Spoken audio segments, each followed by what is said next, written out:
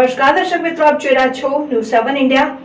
અરવલ્લી જિલ્લા સેવા સદનમાં શંકાસ્પદ મેલના કારણે સુરક્ષાના પગલાં। અરવલ્લી જિલ્લા સેવા સદનમાં એક શંકાસ્પદ મેલ પ્રાપ્ત થયાની ઘટનાને પગલે જિલ્લા વહીવટીતંત્ર દ્વારા તાત્કાલિક અને કડક સુરક્ષા પગલાં લેવામાં આવ્યા છે।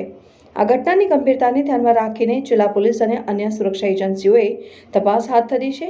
શંકાસ્પદ મેલની જાણ થતાં જ અરવલ્લી જિલ્લા સેવા સદનના સમગ્ર પરિસરમાં સુરક્ષા વ્યવસ્થા વધારી દેવામાં આવી હતી।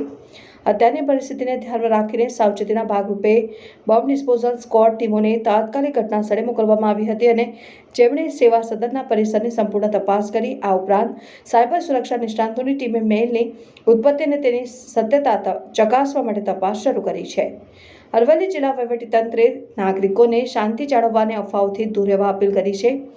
સેવા સદનની આસપાસના વિસ્તારોમાં પોલીસ બંદોબસ્ત વધારી દેવામાં આવ્યો છે અને પરિસ્થિતિઓ પર સતત નજર રાખવામાં આવી રહી છે। આ ઘટના સંદર્ભે વધુ માહિતી મળે તેમ તેને યથાર્થ સમય જાહેર કરવામાં આવશે।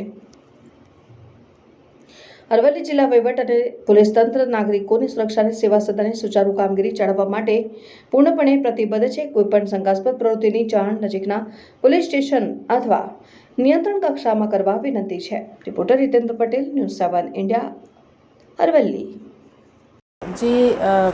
આપ બધાને વિદિત છે જે રીતે ભારત સરકાર ગૃહ મંત્રાલય તરફથી જે સૂચના આવી હતી જે મોકડ્રીલ કરવાની છે, એક ઓપરેશન અભ્યાસ બ્લેકઆઉટની જે આજે મોકડ્રીલ કરવાની છે એમાં ઘણા બધા જિલ્લાઓને કેટેગરાઇઝ ભારત સરકાર તરફથી કરવામાં આવ્યા છે અને રાજ્ય સરકાર તરફથી પણ સૂચના આપવામાં આવી છે।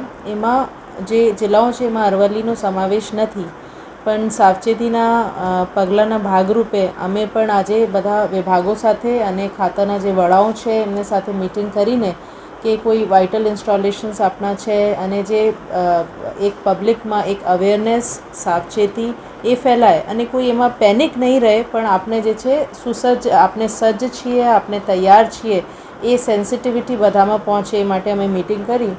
સાથે સાથે એક મોકડ્રીલ આજે કલેક્ટર કચેરીમાં કરવામાં આવી।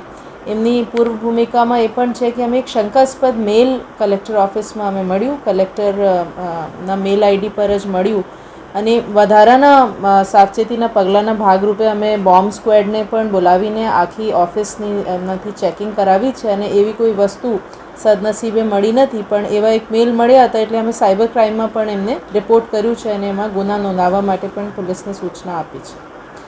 એ સાથે સાથે અમે જે છે રિસ્પોન્સ કરતાં બધા ઓફિસને અત્યારે ઇવેક્યુએટ કરાવ્યું છે અને જે SOP પ્રમાણે એક મોકડ્રીલ કરવામાં આવી છે।